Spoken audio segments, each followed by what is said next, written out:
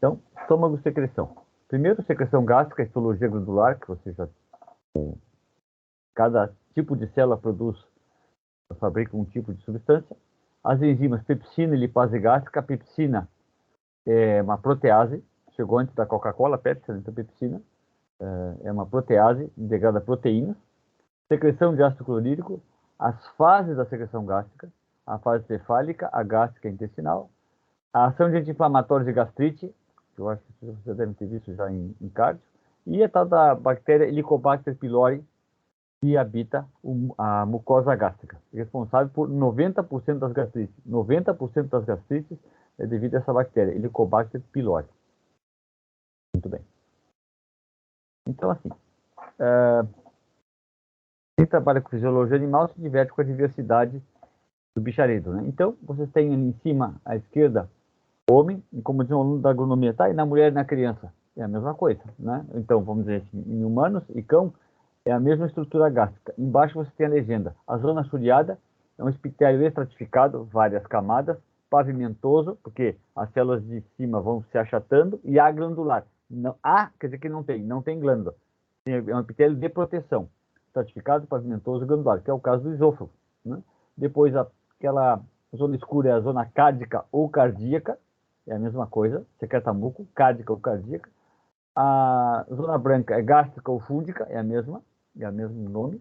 Secreta as enzimas, lipase, gástrica e pepsina, ácido clorídrico e o FI. FI é fator intrínseco da vitamina B12.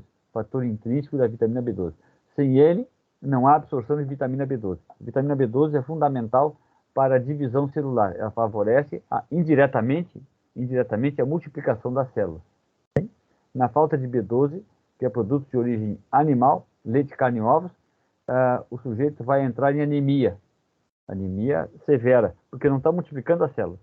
Não é que ela deixe de se multiplicar, ela se multiplica em menor intensidade. Qualquer célula que se divida no organismo vai ter ressentido a falta de B12. Tá? Depois nós vamos ver isso com mais detalhes. Bom, e aquela zona churiada pilórica, glândula pilórica, secreta muco mais o hormônio gastrina, que é o hormônio proteico fundamental para a atividade, para a secreção gástrica. Tá? Então, em gente, em cão, primatas e cão, vocês têm ali a zona em cima, a glândula cárdica, que é mucosa, porque para facilitar justamente, favorece a lubrificação para a entrada de alimento que vem do esôfago para o estômago. A maior parte é a glândula gástrica ou fúngica e no finalzinho a glândula pilórica. Homem, cão, carnívoros é absolutamente igual. Em porquinho e cavalo, embaixo, à esquerda, metade, no caso do porco, é glândula cárdica, tanto secreta muco, depois fica igual, glândula gástrica e a glândula pilórica. E no cavalo, você tem uma zona de armazenamento, que é um tecido de proteção, que é estratificado, pavimentoso, aglandular. Metade do estômago, um pouco mais, ele é um local de armazenamento. E depois segue igual como se fosse em humanos ou primatas, né, e carnívoros. Uma pequena faixa de zona cárdica, depois glandular e a pilórica. Ratinho é a mesma coisa, roedores é a mesma estrutura de cavalo. Tem uma zona, uma camada, uma porção inicial, ou cranial, que é de armazenamento. Bom, no caso de ruminantes, vocês têm todos os três proventrículos, rumen, retículo e omaso. O rumen, retículo e omaso é epitélio de proteção. É pavimentoso, estratificado, várias camadas, pavimentoso, aglandular, não tem glândula. A gente vai ver isso depois em detalhes, tá? Rumen, retículo e omaso é epitélio de proteção. No caso da lhama pseudo-ruminante, vocês têm também epitélio de proteção, mas tem uma zona mucosa. Como esses pseudo-camelídeos, lhama, guanaco, vicunha, dromedário, vivem em ambientes mais desérticos, no caso dos animais andinos, em altitude, a alimentação, a vegetação é muito fibrosa, não é? Esse muco favorece um pouco a lubrificação dentro desse rumo, de alguma maneira, tá? Mas em ruminantes verdadeiros, os bovinos, boi, vaca, ovelha e a cabra, isso não existe, é epitélio aglandular. Nós vamos ter uma aula só sobre isso, tá? Muito bem. Como é a histologia? Olha que interessante. Bem em cima, você tem aquele retângulo à esquerda, está em maior aumento do centro para a direita. tá? Aquela é a zona glandular do estômago. Depois embaixo vocês têm a lâmina própria, a musculatura mucosa, a submucosa e as 3 camadas de estômago, de músculo liso, sendo que a mais interna é a oblíqua. Liso, a mais interna é oblíqua, muscular ou muscular externo. A mais interna é oblíqua, a do meio é circular e a externa é longitudinal. Oblíqua só tem no estômago, não tem intestino delgado, não tem intestino grosso, nem no esôfago. É só estômago, a oblíqua, sim, que é a mais interna, tá? Vamos ver as glândulas aqui. Então, as glândulas se encontram profundamente nessa lâmina própria, ou profundamente na mucosa. A mucosa é composta de epitélio, a lâmina própria que dá sustentação a esse epitélio e depois a muscular da mucosa. Sim? Sempre esse epitélio, que é a primeira camada da mucosa, voltada para a luz, é unicelular. Para quê? Para facilitar a absorção e a secreção. No caso do estômago, não existe absorção. Salvo álcool, não tem absorção de nada. Quem vai absorver mesmo é o intestino delgado e depois o intestino grosso, água e ácidos graxos voláteis. Alguns íons também. O intestino grosso absorve água, ácidos graxos voláteis e alguns íons. A gente vai ver isso depois. Bom, olhando ali à direita, as palavras, você tem ali um epitélio superficial, que é mucoso. Sempre você tem célula mucosa no estômago, um monte de células mucosas no estômago, porque esse muco é fundamental para a proteção. Não se esqueça que esse estômago secreta ácido, tem que ter proteção na mucosa. Quem faz a proteção da mucosa é esse muco. Se esse muco pifa, eu vou ter gastrite, inflamação do estômago, que dói para chuchu. Eu já tive, dói mesmo. Bom, depois células mucosas, que é um muco alcalino, atualmente, isso é parte da história. Na verdade, todas as células mucosas vão apresentar esse muco alcalino. As células parietais, que é a terceira expressão embaixo, de cima para baixo à direita, célula parietal oxíntica. Ela secreta ácido clorídrico e também esse fator intrínseco. Olha que interessante. A mesma célula que produz ácido clorídrico, que é um pH bastante baixo, produz uma proteína que não desnatura nesse pH ácido, chamado fator intrínseco, da vitamina B12, tá? Por que ela é chamada de célula parietal? Porque ela está na parede da glândula. É aquele célula triangular ou piramidal ao longo da parede da glândula, por isso parietal. Por que oxíntica? Oxíntica quer dizer que forma ácido. Oxíntica, vem do grego oxinós, daqui a pouquinho, que quer dizer que secreta ácido. Pena que os livros de graduação não dão a origem desse nome, oxíntica, porque fica só essa decoreba, né? Aí no Aurelião, ou dicionários, vão ver oxinós, quer dizer que forma ácido. Depois você tem a célula embaixo, bem embaixo da glândula, na base dela, vocês têm as células principais ou zimogênicas, que secretam as enzimas, pepsina e lipase gástrica, embaixo da glândula, tá? Bom. Próximo a essa célula parietal, existe a chamada célula enteroendócrina, ou célula delta, que secreta somatostatina. Ela inibe a secreção de gastrina e de ácido clorídrico, tá? Então, próximo a essa célula parietal, aqui é uma glândula gástrico-fúngica, né? Inibe a secreção de gastrina, lá na zona pilórica, e a secreção de ácido clorídrico, secreta somatostatina. A gente vai ver daqui a pouquinho. Célula enteroendócrina, célula delta, D de delta. É o freio, então, para evitar excessiva secreção de ácido. Muito bem. Enzimas, pepsina e lipase gástrica. Vamos ver primeiro a pepsina. Como é uma protease, toda protease tem que ser liberada na forma de protease, forma inativa, como fator de coagulação. Protease. Por que não pode ser liberada dentro da célula mesmo como já enzima ativa? Porque ela vai digerir a célula. Toda célula ela tem, como proteína, tem enzima, receptores, transportadores, e proteínas estruturais, né? Proteína, então, enzimas, transportadores, receptores hormonais, outras substâncias, canais, né? E enzimas proteínas estruturais. Se a protease resolve ficar ativada dentro da célula, ela vai digerir as proteínas presentes na célula, e adeus célula, tem uma lise da célula. Então, toda célula que produz protease para viagem, vamos dizer assim, para ser secretada, libera na forma inativa, protease. E longe dessa célula é que ela vai ser ativada. Longe da célula, fora da célula, vai ser ativada. Essa protease é chamada de zimogênio. Toda protease é chamada de zimogênio. Então, assim, a célula principal, zimogênica, porque secreta o zimogênio, né? É a mesma coisa, secreta pepsinogênio, lá em cima em azul. E esse pepsinogênio, uma protease, por ação da acidez do meio e por uma enzima já ativa, a pepsina, presente, é transformada em pepsina, perde parte da molécula e se transforma em pepsina. Essa pepsina é a enzima ativa.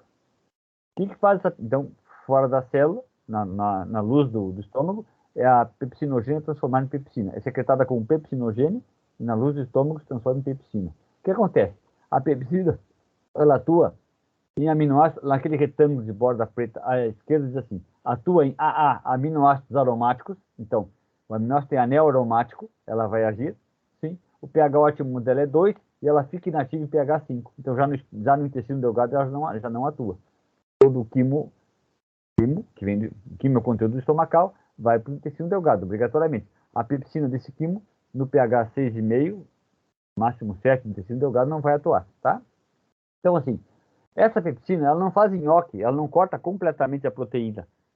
Sim, ela corta onde houver aminoácido aromático, está mostrado ali no centro da figura, aquela linha lilás, né? A barra vermelha é onde é cortado a pepsina, onde a pepsina acrescenta água e rompe aquela ligação.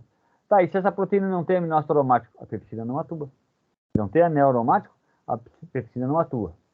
Sim?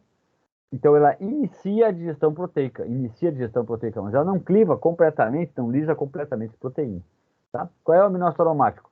Triptofânio, fenilalanina e tirosina. Essa tirosina é aquela que ela é a unidade básica para a síntese de hormônios da tireoide. Então, triptofânio, fenilalanina e tirosina. Se não tiver nenhum desses na proteína, a pepsina não atua. Tá? Esse é o seu sítio ativo. O seu substrato reconhece o anel aromático. Reconhece o anel aromático do seu substrato, tá? Bom, a lipase gástrica, nós vamos ver depois em pâncreas, quando estudarmos digestão e absorção de lipídios, ela atua em triglicerídeos, também chamado de triacilglicerol. Não atua nem em colesterol, nem fosfolipídios, só triglicerídeos. O que é o triglicerídeo? São três carbonos, é um álcool de 3 carbonos, tal do glicerol, e cada um deles tem um ácido graxo. Então, eu vou ter 3 ácidos graxos, um em cada carbono. 3 carbonos, o glicerol, um álcool, sim, ligados a 3 ácidos graxos. Cada ácido graxo chama-se acila. Cada ácido graxo ligado ao carbono, a esse álcool, o glicerol chama-se acila. Então, triacil, 3 ácidos graxos, triacilglicerol. Glicerol é esse álcool de 3 carbonos, tá? A gente vai estudar isso em detalhes nas próximas aulas. Bom, olha que interessante, ó. O pH ótimo dela, tá aquele raizinho lá embaixo, à esquerda, o pH ótimo dela é de 3 a 7. pH ótimo. Então ela tem uma janela de ação bastante grande. Ela pode agir tanto no estômago como no intestino delgado. A pepsina, ela morre, entre aspas, ela morre no intestino delgado. A lipase gástrica, não. Ela pode agir. A lipase mais importante, vejam, se você lembrar assim, tem uma lipase igual, produzida pelas glândulas de Ebner lá na língua, base da língua. A lipase lingual não é da glândula sublingual, é da base da língua, lipase lingual, não é da glândula sublingual. A lipase gástrica e a lipase pancreática. A mais importante é a pancreática. A mais importante é a pancreática, tá? A lipase gástrica ela é produzida em menor quantidade, só quando eu tenho uma insuficiência pancreática, que é assim, em terra de cego, quem tem olho é rei, né? Então, a lipase gástrica se torna mais preponderante, mas a quantidade dela é bem menor que a lipase gástrica, que a lipase pancreática, desculpe, tá bem? Mas ela pode agir, ao contrário da lipase pancreática e da lipase lingual, ela pode agir tanto no estômago como no intestino delgado. É bem interessante, né? É raro isso, uma enzima tem um leque tão grande de pH ótimo, né? A gente está para isso. Muito bem. Secreção de ácido clorídrico. Até aqui está bem? Secreção de ácido clorídrico. Essa célula é única. A célula parietal oxíntica. Sim? Então, vocês notem naquele retângulo de fundo amarelo, bem em cima à esquerda, assim, célula parietal oxíntica. Oxinose vem do grego oxinose, quer dizer que secreta ácido. E ela secreta ácido, fator intrínseco da vitamina B12. O que a gente observa nessa célula? Ela tem uma forma piramidal, a porção, o lado basal dela é maior, na superfície, e o lado luminal é menor. Mas ela tem um tal de canalículo secretor e um monte de mitocôndrias. Essa quantidade fantástica de mitocôndrias não é à toa, porque a secreção de ácido é uma secreção ativa, conforme vocês vão ver. Uma secreção ativa. Então, esse monte de mitocôndrias presentes no citoplasma da célula fornece o ATP necessário para o transporte ativo de hidrogênio para a luz da glândula. Tá? Então, o que está escrito ali? Ó? No primeiro vizinho em cima à esquerda. A secreção de ácido clorídrico ocorre no canalículo secretor. Notem que é para fora da célula. Né? Essa secreção acontece nesse canalículo secretor que tem aumento de superfície pelas velocidades aumentadas. sim, microvelocidades aumentadas no interior, dentro praticamente da célula, né? Mas é secretada para fora, né? Para a luz da célula. E as mitocôndrias, como a secreção é um processo ativo, grande gasta ATP, não é à toa, tá? Muito bem. Bom, aqui vocês têm aquelas duas linhas verticais vermelhas é um capilar, próximo à célula. O lado basal maior está contato com esse aqui. Interessante, ó. Eu tenho uma superfície grande basal que tem íntimo contato com esse capilar, e depois a luz naquela seta preta. Tá a luz da glândula lá em cima, à direita, naquele retângulo de fundo amarelo, luz da glândula, tá? Está fora do estômago. Então, assim, AC é anidrase carbônica, não é antes de Cristo, anidrase carbônica. É o mesmo que vocês viram respiratório, a mesma reação. O CO2 se difunde com extrema facilidade para dentro da célula e se une à água. Através da anidrase carbônica, forma ácido carbônico. Eu estou unindo um gás, CO2, com água. Precisa de uma enzima, anidrase carbônica. Ácido carbônico, H2CO3, é um ácido fraco, ele se dissocia dos seus componentes, íon hidrogênio e um bicarbonato. O hidrogênio é ácido e o bicarbonato é básico. Sim? A partir desse H2CO3 e o hidrogênio. O que acontece?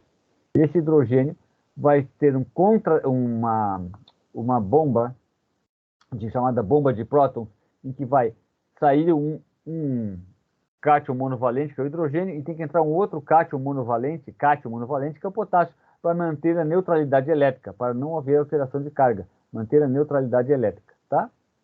Bom, ali, à direita bem embaixo, é a chamada bomba de prótons, ou hidrogênio, potássio, ATPase, hidrogênio, potássio, ATPase. Gasta um ATP para esse movimento. Sai um hidrogênio e entra um potássio.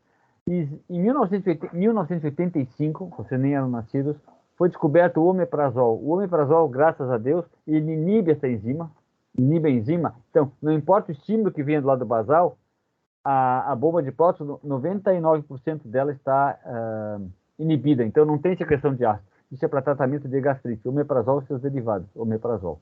Sim? A partir de 85 ele foi descoberto. Tá? Bom, eu vou ter uma difusão de potássio, aquela linha tracejada preta, para dentro do canalículo, porque assim, como é uma enzima e ela tem dois substratos, o hidrogênio e o potássio, se faltar um deles, ou faltar hidrogênio, ou faltar potássio, a enzima não funciona. Então, essa enzima tem que ter acesso ao potássio nesse canalículo secretor. Então, esse potássio ele se difunde, que nem com o processo de repolarização de uma célula, ele se difunde por um canal, o canal está aberto, ele vaza de dentro da célula para essa luz, para que essa bomba tenha esse substrato para poder trocar por hidrogênio, tá?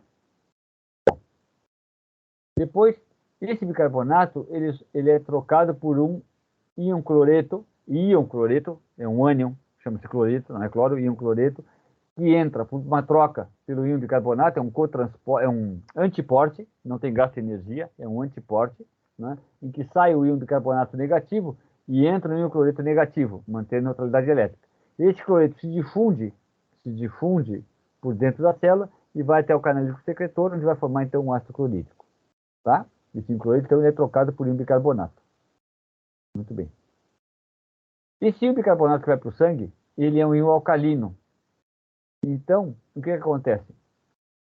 Eu tenho uma onda ali naquele retângulo de borda verde, lá em cima, à esquerda, diz assim, onda ou vaga. Onda ou vaga é a mesma coisa, né? Onda ou vaga é a mesma coisa. Chama-se um vagalhão. Vagalhão é uma onda grande, tipo de tsunami, um vagalhão.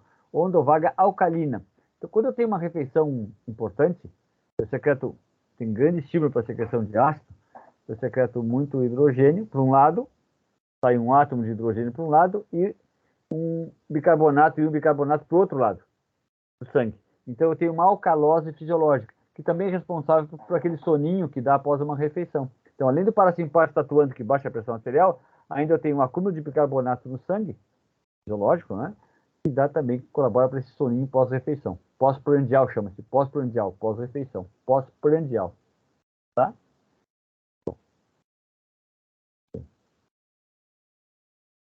Olha que interessante. Aqui você tem então a célula gástrica, essa aqui então de trás para dentro, né? É uma TPase hidrogênio e potássio TPase gástrica, hidrogênio e potássio TPase gástrica, com duas subunidades, uma subunidade alfa e uma subunidade beta, tá? Esse omeprazol ele inibe a subunidade beta. Porque a subunidade beta. Isso aqui é importante. Prof. Oi, salve. O uso do omeprazol não poderia interferir nessa alcalose fisiológica? Sim, ele interfere, porque assim, ó, como não vai sair esse hidrogênio, né?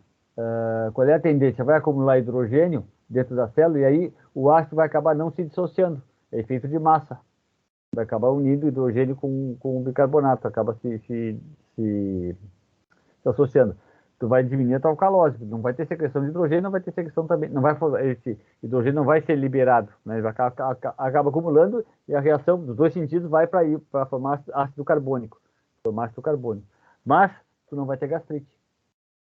O importante é tu não ter gastrite, porque a tua mucosa vai estar lesada, dói muito, o animal vai deixar de comer, deixa de se alimentar e pode causar úlcera, né? A úlcera é rompimento da parede e pode sangrar. Tem gente que começa, por exemplo, fezes pretas, puras, negras, indica sangue digerido a nível mais superior, mais cranial. Então, está tendo uma hemorragia a nível de ou duodeno ou estômago. E esse sangue é digerido no estômago, por isso que é digerido ao longo do estômago e do intestino delgado. Então, tem umas fezes pretas. Animal que come carne tem fezes pretas, tá? E pode romper da hemorragia. Tem gente que morre por hemorragia gástrica. Sim. Cirurgia de emergência. Tá, então a princípio não seria um efeito colateral negativo, assim, Não, não não. iria O influenciar importante muito. é tu tratar a gastrite. Tá, Senão não dá. beleza. Tá? Obrigada. Bom, isso aqui é importante, pessoal. Vejam bem, ó. Na célula da esquerda é uma célula não estimulada, na célula da direita é uma célula estimulada. Na célula da direita você tem ali aquelas setas amarelas, está mostrando assim, ó. Vocês têm ali umas vesículas pequenas, umas microvilosidades pequenas, e um sistema túbulo-vesicular logo abaixo desse canalito secretor.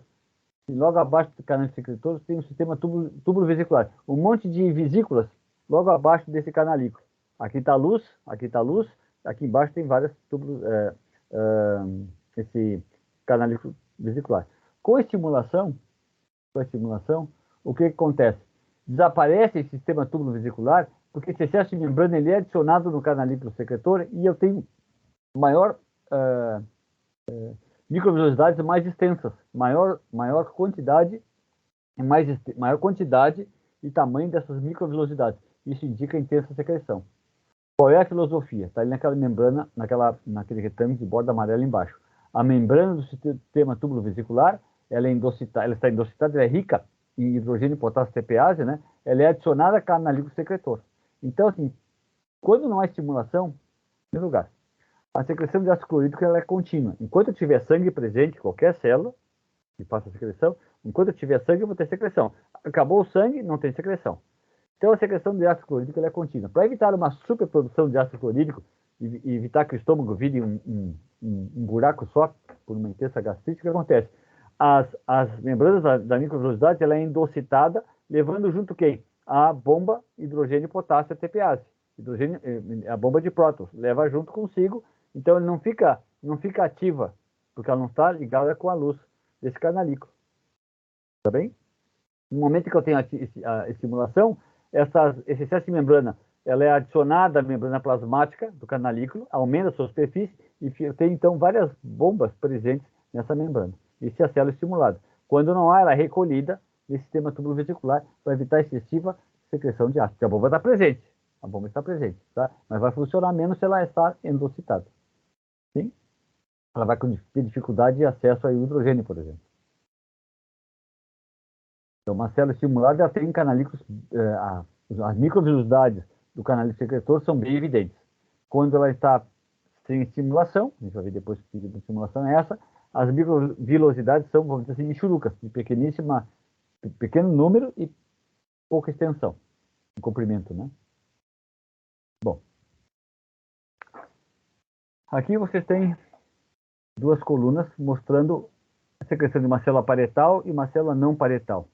Vejam bem, ó.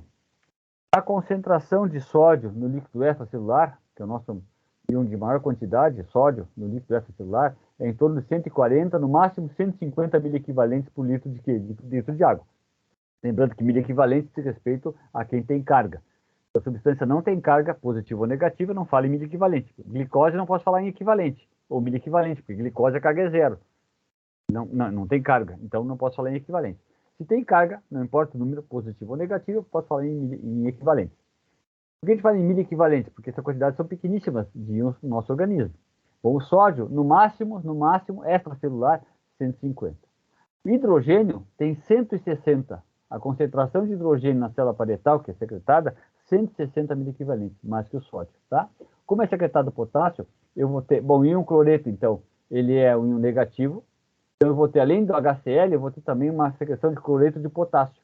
Lembra que o potássio está presente no canalículo secretor, na luz do canalículo secretor, na luz. Então, eu também vou ter uma pequena quantidade de cloreto de potássio nessa secreção. A célula não parietal é igual à concentração do nosso líquido celular. Célula não parietal, a sua constituição e o que ela secreta é igual à quantidade de íons do líquido extracelular, tá? Que é aquela coluna da direita. A da esquerda, então, é da célula parietal. Então, a secreção de hidrogênio, a concentração é maior que a de sódio do líquido extracelular, na célula parietal, né? É impressionante como essa célula é preparada para não sofrer nenhuma desnaturação por efeito de ácido, né? Ela secreta um ácido forte, HCl logo se dissocia hidrogênio e cloreto, e um cloreto. Como que ela suporta essa acidez, né? Eu não sei. Bom, olha que interessante. Embaixo do epitélio, que é a primeira camada da mucosa do estômago, epitélio, tem uma rede capilar logo abaixo da superfície, uma intensa rede capilar. Isso é bem importante. Qual é o pastel disso? Note que na submucosa eu tenho os grandes vasos, as artérias, as veias, e não está mostrado ali vaso linfático. Mas olha que interessante. Ó. O fluxo, o ácido vai para a luz, isso aqui está em espanhol, né? O ácido vai para a luz, siga a luz, né? Vá para a luz. Um amigo meu disse assim, tem que cuidar que pode ser um trem chegando, né? Então, vá para a luz, o ácido, e o bicarbonato vai para o lado basal e vai para o sangue. E esse bicarbonato atravessa a célula epitelial e se deposita no muco. Em espanhol é moco. Sim? No muco. Esse muco é alcalino. Por quê? Porque o bicarbonato que saiu, foi produzido a partir da dissociação do íon do ácido carbônico na célula parietal, ele vai para o capilar, ele atravessa o epitélio, que é composto por células mucosas, e ele é adicionado a esse muco da superfície. Então, o que diz aquele retângulo de borda preta ali à esquerda? Primeiro vizinho. O bicarbonato, HCO3-, bicarbonato, sanguíneo, deposita-se no muco luminal gástrico. Sim? E o pH do muco é 7,8 a 8. É um pH alcalino. Nosso pH é 7,4, 7,8 a 8. Portanto, de proteção contra a acidez gástrica. Tem uma bactériazinha que vive nesse muco e ela destrói o muco. Então, termina com essa barreira mucosa. A bactéria, ela destrói a barreira mucosa e o ácido, então, que está na luz, tem acesso às células mucosas e causa tal da gastrite, inflamação na mucosa gástrica. Tá bem? Vamos ver depois esse bichinho danado. Então, o nosso muco é alcalino graças ao bicarbonato que saiu da célula parietal. Quanto mais secreção de ácido por um lado, maior secreção de bicarbonato do outro, para o sangue. Bem. Quais são as fases da secreção gástrica? A primeira fase é a fase cefálica, tipo assim. Primeiro tem uma fase interdigestiva, sempre tem secreção de ácido, ela não para nunca. E você tem a fase da secreção gástrica, chamada fase cefálica, tipo, penso, logo secreto suco gástrico. Qual é a filosofia dessa fase? É preparar o estômago para o alimento que teoricamente virá. Então, assim, o que estimula essa fase? Está ali presente naquele retângulo de borda amarela. Primeiro vizinho, pensamento, pensar no alimento. Visão, o cheiro do alimento, o gosto do alimento. Então, notem, a apresentação do prato ou o gosto da ração para o bicho é fundamental, é importante, porque favorece a secreção gástrica, preparar para o alimento que virá. Sim? A secreção gástrica é importante, porque ela tem ácido clorídrico que vai desnaturar a proteína, desmanchar a proteína, ela perde a sua, desmanchar quer dizer, ela perde a sua conformação, não tem é grosseiro, perde a sua conformação, o ácido clorídrico, e perdendo a proteína é assim, ela perde a sua conformação e as enzimas podem agir na intimidade da proteína. Se ela está assim, com a sua conformação, fica difícil, né? Então eu penso, quem faz redução do estômago, diminui a produção de ácido, a desnaturação proteica fica comprometida, né? Mas não vai morrer por obesidade mórbida, né? E ter uma diabetes que pode ser fatal. Bom, olha que interessante. A mastigação, atividade mecânica da boca, a deglutição estimulam também essa fase cefálica. Então, estar mastigando já estimula a secreção. Tem um colega nosso, o Gustavo Gameiro, que ele é dentista, ele dá aula, deu aula não para veterinário, curso de medicina também, para odonto, E o pessoal fala de mastigação, e ele sempre diz assim, que não há nenhuma referência científica de que mastigar chiclete estimula a secreção gástrica. Não está provado isso, né? Mas, muito bem, cientificamente não está. Mas se tu olhares que mastigação estimula, quando tu está mastigando chiclete, alguma secreção gástrica está sendo a mais, um plus a mais na secreção gástrica ao mastigar chiclete, né? Mas ele diz que realmente ele é extremamente estudioso, não tem nenhuma referência bibliográfica, né? A respeito, uma referência, né? Ele é sempre atualizado. Bom, hipoglicemia. A hipoglicemia estimula a fome, tem um centro da fome no hipotálamo, e a hipoglicemia, a falta de açúcar, a diminuição da concentração de açúcar no sangue, estimula a centro da fome. Está com hipoglicemia, vai buscar comida. Então, essa hipoglicemia, tu vai buscar comida, o estômago está preparado. Essa hipoglicemia estimula essa secreção gástrica. Sim, hipoglicemia. Estimula a fase cefálica. Então, o que acontece? Vocês têm ali seta vermelha é excitação e azul é inibição. Vocês têm ali é um cérebro de ratinho, ali é a direita em cima, você tem um centro da atividade gástrica, né? O nervo vago é o responsável, décimo par. Então, vocês têm, na célula parietal é liberado por ação do nervo central, acetilcolina, na célula parietal, bem em cima, e a liberação de GRP. GRP está ali embaixo, a legenda GRP é Gastrin Releasing Peptide, peptídeo liberador de releasing, release é liberar, releasing seria liberando, releasing, liberando, mas se lê, peptídeo liberador de gastrina, que é um hormônio proteico, são 17 aminoácidos, extremamente potentes para estimular a secreção gástrica. Então, esse mesmo nervo vago faz com que os plexos liberem GRP, plexos liberam GRP, plexo no caso é submucoso, e ele faz a liberação, estimula a liberação de gastrina, peptídeo liberador de gastrina. Essa gastrina pelo sangue, lá em cima à direita, junto com a acetilcolina, são fortes estimuladores da secreção de ácido. Tá? Bom, se eu cortar o nervo vago, tem fase cefálica? Não tem fase cefálica. Se eu cortar o fio, como cortar o fio da internet, não tem wireless no estômago, né? Não tem wireless. Corta o nervo vago, acabou-se a fase cefálica. Tá?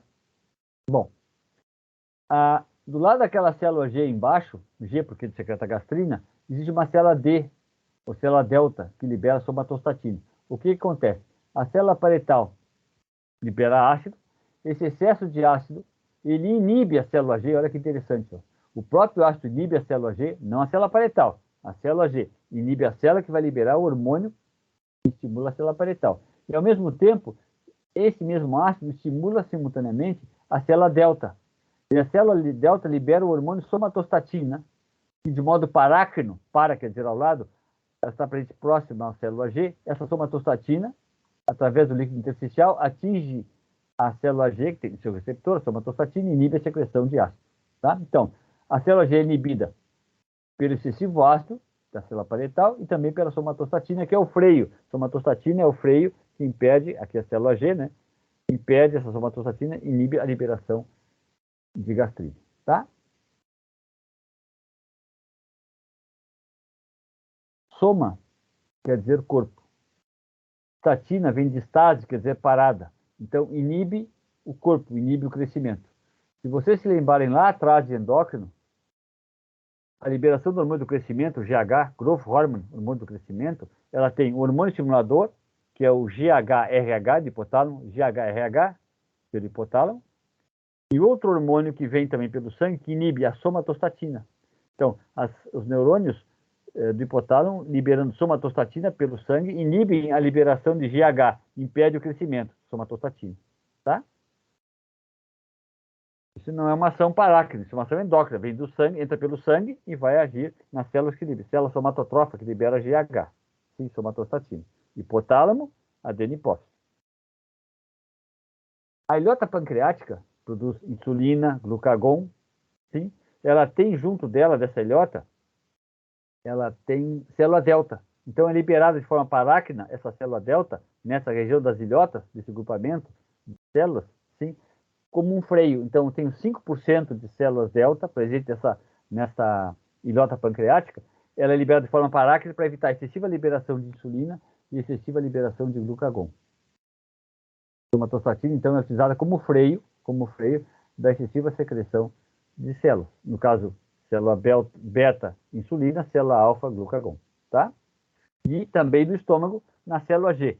Está faltando desenho, tem também célula delta ao longo da célula parietal. Podia botar também, não faltou inteligência para isso. Eu, no caso, botar a célula delta ao lado da célula parietal, que ela também inibe essa secreção. Tá? Tá bem? Essa célula cefálica, então. Penso, logo você quer suco gástrico. Se cortar vago, acabou-se. Eu posso pensar, sentir, mastigar, deglutir, não vai ter nenhuma ação sobre o estômago. Bom, essa aqui é a célula ECL, bem importante, ela se encontra na lâmina própria, não se encontra na parede da glândula, na lâmina própria, sim? Portanto, fora da glândula. Essa célula ECL é rica em histamina. Aquelas setinhas estão montando os grânulos contendo histamina, tá? ECL quer dizer enterocromafim cell-like. Célula semelhante à célula enterocromafim, ECL. O pessoal observou que tinha muita histamina. Tem mastócito. Mas assim, a quantidade de mastócito era insuficiente para explicar tanta histamina liberada. Até que alguém foi lá e pesquisou e achou essa célula chamada célula ECL, rica em histamina. Olha que interessante. Como é que é a fase gástrica, que é a fase mais importante? Lá em cima, à esquerda, se eu estiver indo depressa, você me avisa, pessoal. Lá em cima à esquerda, você tem dois quadrados. Outro, tá indo bem? Sim, só não consegui pegar ali a célula ECL, ela fica onde mesmo? É na lâmina própria. Tá. Abaixo, aqui está a glândula, a glândula é a curva, né? A célula ECL está aqui, ó. Não está presente na parede da glândula, como a célula parietal, ela está fora. Tá? Na lâmina própria, tem capilar, tem vasos linfáticos, pinheiros, tá? Tá bom. Aqui. Obrigada. Aqui, na verdade, tem razão, não tem nenhum desenho mostrando isso, né? Não tem como adivinhar. Bom, eu tenho dois quadrados ali, o antro e o fundo, está em latim, né? Antrum e fundum. Bom, vamos ver então primeiro no antro, tá? Você tem ali naquele retângulo tracejado à esquerda embaixo, você tem uma célula G e uma célula delta. Você já sabe que célula delta secreta somatostatina, deu delta. Bom, então assim, quais são os estímulos para a liberação da célula G? Isso é fase gástrica, quando o alimento se encontra no estômago. Pós, fase cefálica. Sim? Uma vez que deglutiu, vai para o estômago. Não tem como ser diferente. Então assim, distensão do estômago, distensão é com S, não importa o curso, o pessoal põe com C cedilha, então distensão é com S, distensão com S. E aminoácidos, distensão do estômago, alteração mecânica do estômago, sim, seu estiramento. E a presença de aminoácidos na luz estimulam a célula G. E a presença, e o sistema nervoso intrínseco, que são os plexos, no caso o plexo submucoso, libera o tal do GRP, peptídeo liberador gástrico, sim? E todos esses três estímulos, de modo independente, liberam gastrina, da célula G. Essa gastrina, na circulação sanguínea, atinge a região do fundo, onde tem a glândula gástrica. A gastrina é produzida lá na região antral. Pelo sangue, ela se distribui para a região do corpo e do fundo, corpo e fundo do estômago. Então, a gastrina estimula a célula parietal e estimula muito a célula ECL. Hoje se sabe que a ação da gastrina é principalmente a nível da célula ECL. Pouco na célula parietal, mas principalmente na célula ECL. O nervo vago, estimulado pela distensão gástrica, libera acetilcolina. Botaram o nervo vago como se fosse um telefone antigo, né? Não sei porquê. Trim, vago chamando. Libera acetilcolina, e essa acetilcolina age tanto na célula parietal como na célula ECL, de modo igual. Então eu já tenho gastrina, acetilcolina, e o terceiro elemento é a histamina, liberada pela célula ECL. Então você tem três estímulos, gastrina, histamina e acetilcolina, que vão fazer com que a célula parietal libere ácido. Por isso a importância do omeprazol. O omeprazol, ele bloqueia a liberação de ácido, não importa o estímulo, se é histamina, gastrina ou acetilcolina, impede a liberação de ácido pela célula parietal. Interessante, né? E esse ácido inibe a célula G, vocês já sabem isso, e estimula a célula delta. Essa célula delta libera a somatostatina, que inibe a célula G. Tá? Bom, vamos repetir para ficar a coisa mais clara. Não custa nada. Então, assim, vamos voltar para cá. Quais são os estímulos para a célula G liberar gastrina? Certo? Vocês têm a distensão com S, a alteração mecânica pela chegada de alimento no estômago, a presença de aminoácidos ou pequenos peptídeos na luz intestinal, na luz estomacal, estimula a célula G. Os plexos submucosos libera GRP, peptídeo liberador de gastrina, pela célula G libera gastrina. A gastrina pelo sangue atinge a região das glândulas gástricas ou fúngicas, é a mesma coisa, né? Ela estimula pouco a célula parietal, mas fortemente a célula SL. A distensão gástrica estimula, desencadeia um reflexo vago-vagal, se vocês se lembram, né? A informação vai via vago e volta via vago para o estômago, através do centro da motilidade gástrica, e eu tenho a liberação de acetilcolina, que estimula a célula parietal e a célula SL. Esta célula SL estimulada pela gastrina e ou pela acetilcolina, fosse independente, libera histamina. A célula SL tem que ser estimulada pela gastrina e pela acetilcolina, de modo independente. Libera histamina. Gastrina, histamina e acetilcolina aumenta a produção de ácido. Esse ácido, então, inibe o excesso de ácido inibe a célula G e estimula a célula delta. A célula delta libera um hormônio inibitório chamado somatostatina. É uma ação parácrina. Depois ganha corrente sanguínea. Mas no primeiro momento, age na célula G, inibe a célula G. Essa é a fase gástrica, tá? Bom, fase intestinal. Isso aqui é interessante. Primeiro vizinho lá em cima. À medida que o quimo é esvaziado no duodeno, quimo é o conteúdo estomacal, diminui proporcionalmente a secreção gástrica, tá? Então, o alimento fica um máximo de 3 horas no estômago. 3 horas, não mais que isso. A bomase é a mesma coisa, 3 horas. Lipídios são os últimos a sair. O que acontece? Você tem ali naquele desenho um estômago e à esquerda desse estômago 2 linhas horizontais representando o duodeno, tá? E ali uma célula G duodenal, a liberação de uma gastrina duodenal. Pequenos peptídeos de aminoácidos que vêm lá do estômago estimulam essa célula G duodenal na mucosa do epitélio da mucosa intestinal, libera a gastrina duodenal e ela mantém a secreção gástrica. Então, o que diz aquele retângulo de fundo amarelo ali, bem no meio da esquerda? Gastrina duodenal mantém a secreção gástrica, mesmo com pequena quantidade de quimo no estômago. Então, para evitar que haja uma má digestão gástrica, porque o quimo é pequeno e a secreção vai ser também menor, para garantir essa manutenção dessa secreção gástrica, para garantir que haja digestão do estômago, existe essa gastrina duodenal. Interessante, né? Essa é a fase intestinal. Aqui vocês têm, isso aqui é em gente, feito através de uma... Foi capturado isso através de uma... Esses dados foram obtidos através de uma fístula gástrica, em que se recolheu a secreção gástrica, a pessoa tinha uma esôfago, estenose é estreitamento. Ela tinha uma estenose total do esôfago, então a alimentação era direto por uma sonda gástrica, sendo um orifício, botava um alimento direto no estômago. Então você tem ali a fase interdigestiva, 30 a 60 ml. A maior produção se encontra na fase gástrica e também na fase intestinal. A fase intestinal também é importante. Sim? O estímulo vem a partir do intestino. Tá? E ali você tem um somatório, foi feito desse trabalho do Ive e colegas, em 1950. A fase cefálica, a fase é importante, a fase cefálica ela dura pouco, né? No máximo, o efeito máximo dela é em torno de 1 hora, mas a fase cefálica é importante, a apresentação. E depois tem um somatório dessas secreções, elas se somam, a cefálica, a gástrica e a intestinal, tá?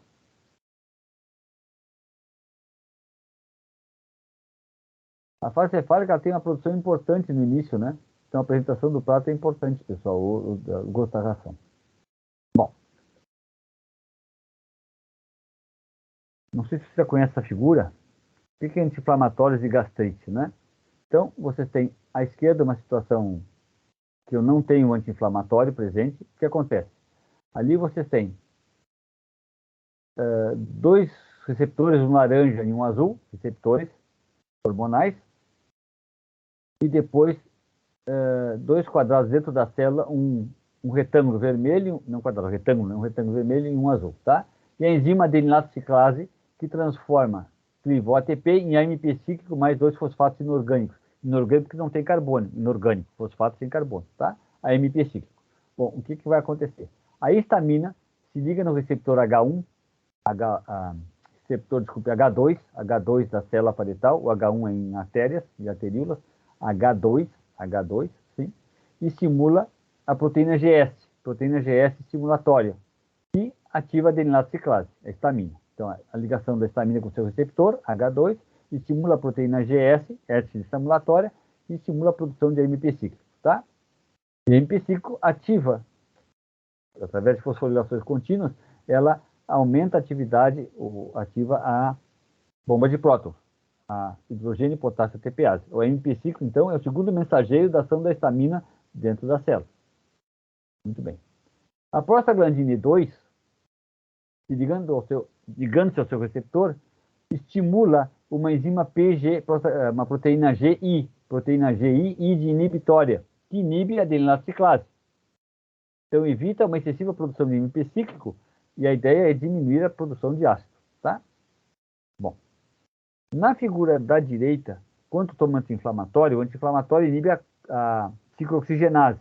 Se tu inibe a ciclooxigenase, tu não tens anti-inflamatório não esteroidal, pode ser esteroidal também, lá em cima. O esteroidal ele acaba com a fosfolipase A2, né? É pior ainda, ele corta lá em cima a formação de ácido araquidônico. Mas o anti-inflamatório não esteroidal, aspirina e ibuprofeno, o que ele faz? Ele inibindo a ciclooxigenase, eu não tenho prostaglandina 2, não há inibição através da proteína GI inibitória, e a histamina fica livre, leve e solta para estimular a produção de hidrogênio. Por isso que se toma anti-inflamatório por 5 dias, começa a dar dor no estômago, que leva a gastrite, porque tu tem excessiva produção de ácido, porque o freio, que é a prostaglandina 2, não existe. O anti-inflamatório, ele inibiu a sua síntese, porque inibe a ciclooxigenase. Por isso que tem anti-inflamatórios que já vem com um omeprazol derivado junto. Outro toma anti-inflamatório. Se tu vai dar anti-inflamatório para um sujeito, para um bicho, de modo um pouco mais contínuo, por alguns dias a mais, tu tem que dar um omeprazol seu derivado, porque senão o bicho vai ter gastrite. Tem que inibir essa bomba de hidrogênio, porque a prostaglandina não vai ser formada. Tá bem? Ah, tô com gastrite, tá tomando anti-inflamatório, tô há quanto tempo? Ah, mais que 5 dias. Se tu tem tendência, vai formar gastrite. Se tu não tem, vai ter gastrite também, tá? Porque bloqueia, inibe a síntese do inibidor dessa adenilase ciclase. O AMP5 fica livre, leve e solto, a histamina agindo sozinha, excessiva produção de ácido. Bom, já estamos finalmente. Essa bactériazinha, ela vive na mucosa gástrica. Sim? Vocês têm ali na figura embaixo, aquela seta preta, à esquerda, mostrando a presença de bactérias na luz da glândula. Na luz da glândula, tá? Então, o que diz ali à direita embaixo? Primeiro vizinho, habita o músculo gástrico, que maravilha, habita o músculo gástrico. Seu flagelo empurra contra o esvaziamento gástrico, por isso que ela tem esvaziamento gástrico, o que ele vai fazer? Ele vai levar do fundo do corpo para o duodeno, não tem como ser diferente. Sim, no fundo, nem tudo, mas do corpo para o ânus e para o duodeno. Então, esse flagelo faz com que ela luta contra esse esvaziamento gástrico, tá? Ela possui enzima urease, e o que acontece? Existe ureia Como é que uma bactéria vive em pH ácido? Porque bactéria não vive em pH ácido. Morre. Fungo vive, mas bactéria não. Como é que ela faz? O muco tem ureia, ela cliva essa ureia, a ureia tem 2 amônias, 2 grupamentos amina. Ela forma amônia, então de cada ureia que ela cliva, ela forma 2 amônias, sim, a ureia é uma molécula bem simples, vou sempre botar a fórmula aí, libera 2 amônias, já forma um manto de amônia que é alcaliníssimo, né? Olha que bacana, alcaliníssimo. Forma um manto de amônia e ela fica protegida da acidez. Tá? Vamos ver assim, ó. Lá em cima, Helicobacter pylori é a bactéria causadora da úlcera péptica estomacal. O que acontece? Aí está presente ela no estômago do sujeito. Então, infecção. Helicobacter pylori infecta a porção inferior do estômago, no antro. Sim, bem ali à direita. Depois, a inflamação. Ela causa inflamação na mucosa gástrica e gastrite. Isso é frequentemente assintomático. Tu tem gastrite, mas não sente dor, tá? Só que com o tempo, o que pode acontecer? A úlcera, bem embaixo ali à direita, no retângulo de fundo amarelo, a inflamação gástrica pode desenvolver para a úlcera gástrica ou duodenal. Duodenal é pior ainda, porque duodeno não tem muco alcalino para proteção. Pode romper vaso e tu tens uma hemorragia. Pode ser severa e causar a morte, tá? complicações severas incluem úlcera e perfuração da úlcera. Está mostrado ali, sangramento. Bem embaixo à esquerda você tem uma úlcera perfurada. Sim? Meu irmão fez uma... Tem uma aluna da veterinária que sempre tem um amigo, um parente que tem já uns abacaxis assim, de aula de patologia, né? O meu irmão estava com gastrite, foi ao médico, fez aquela endoscopia e fez cirurgia de emergência, porque ele tinha uma úlcera que estava já com sangramento. Tem que fazer uma cirurgia de emergência. Se continuar, acaba morrendo, né? Sim, gastrite. Legal, né? Gastrite. Bom, essa figura é de gente, mas se sabia que tinha bactéria já na mucosa de cães, na década de 1940. Mas ninguém acreditou, achava que era contaminação, porque afinal bactéria não vive em pH ácido, estômago em pH ácido. Então, esse achado era errado, não ia ter bactéria presente no estômago. Então, o que aconteceu? Esses dois sujeitos aqui, o Robin Warren e o Barry Marshall, ganharam em 2005 o Prêmio Nobel de Fisiologia ou Medicina, porque eles provaram a existência dessa Helicobacter no estômago. Olha que interessante. Pessoal, em 1985, mesmo ano do omeprazol, o que aconteceu? O pessoal, eles viram que tinha bactéria na mucosa gástrica, mas a comunidade científica não acreditou, porque bactéria não vive em pH ácido. Então, esse Barry, que não tinha gastrite, tomou um caldo de cultura da Helicobacter pylori, e ele não tinha gastrite. Quando ele tomou o caldo, ele ficou com gastrite. Aí ele provou, então, que o raio da bactéria provocava essa gastrite. Isso rendeu para os dois, eu não sei se já vai dizer, toma, não sei, né? Mas ele tomou esse caldo, provou que tinha gastrite, foi a gastrite mais bem paga do mundo, porque ela, em 2005, ganhou o Prêmio Nobel de Fisiologia e Medicina. Olha que interessante. De certa maneira, Deus ajuda os inocentes ou os negligentes, né? Se trocava caldo de cultura a cada 2 dias. Se troca caldo de cultura, é normal, cada 2 dias, tá? Caldo de cultura de bactérias. Aí era um domingo, e o sujeito e essa raiz dessa bactéria não crescia nunca no caldo de cultura, esse Helicobacter pylori. E o que aconteceu? Era domingo, o cara resolveu não trocar caldo de bactéria, resolveu trocar na segunda-feira. Então, em vez de 2 dias, ficou 3 dias. E, cresceu a bactéria. Então, essa bactéria, além de vir num pH ácido, mas protegido por esse manto de amônia, ela cresce, é um crescimento lento, tardio, em comparação com as outras bactérias. Aí se descobriu, graças a essa negligência ou preguiça do sujeito, se descobriu que ela cresce em 3 dias, não em 2 dias, ela é insuficiente para esse crescimento de bactéria. Existe uma aluna, foi nossa, a Priscila, veterinária, ela se interessou por esse assunto e começou a trabalhar com essa Helicobacter pylori. Ela foi até o Hospital de Clínicas, há anos atrás, o pessoal não deu muita bola para ela. Ela foi no Hospital de Minas Gerais, Hospital de Clínicas de Minas Gerais, onde já foi recebida muitíssimo bem, sei lá, porque deu muito bem lá. E lá ela fez o seu mestrado nesta área, com essa bactéria, Helicobacter pylori. Eu não tenho mais notícias, mas ela, sabe, ela é uma Helicobacter pylorica, né? Estuda bastante esse assunto. E se deu lá em Minas Gerais, naquele momento era para ser lá, então. Deu certo lá no Hospital de Clínicas, lá em Minas Gerais. Foi muito bem recebida e deu certo. Porque carga d'água aqui não deu, isso eu não sei. Pode ser.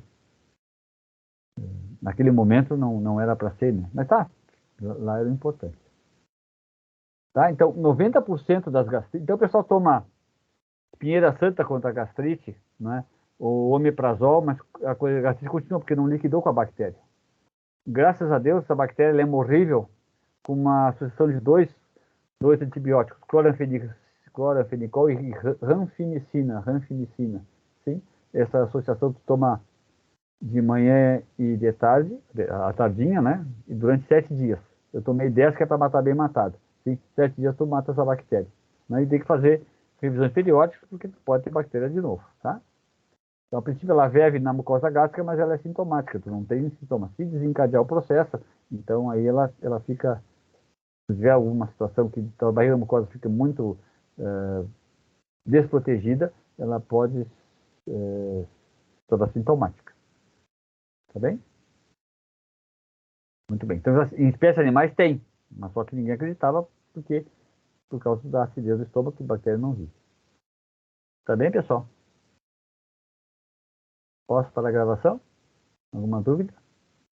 Vejo que essa aula é bastante rica, né? Tem bastante informação, é bem interessante. Né? Começar pela fase cefálica, né? pensar em alimentos já estimula a secreção gástrica. Deglutir, mastigar também estimula a secreção gástrica, para preparar para o alimento que virá. Para a gravação gravativa.